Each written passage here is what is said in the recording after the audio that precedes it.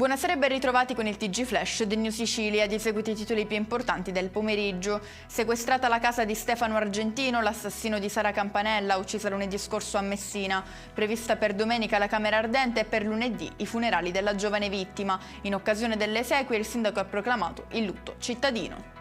Ci spostiamo a Palermo, precisamente nel quartiere di Brancaccio. Un gruppo di 123 studenti in gita scolastica è stato minacciato con alcuni coltellini durante la visita nella casa museo di Don Pino Puglisi. I giovani presi di mira sono riusciti a scappare rifugiandosi sui pullman.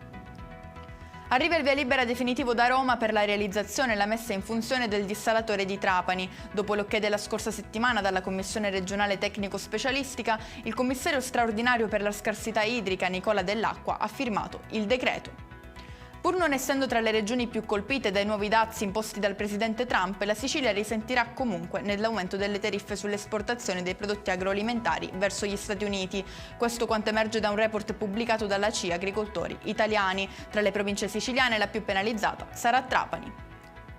Chiudiamo con le previsioni meteo per domani in Sicilia. Si prevede un weekend soleggiato caratterizzato da cieli sereni con qualche annuvolamento nel siracusano. E con questo è tutto, prossimo appuntamento domani alle 13:30. Grazie per averci seguito, buona serata.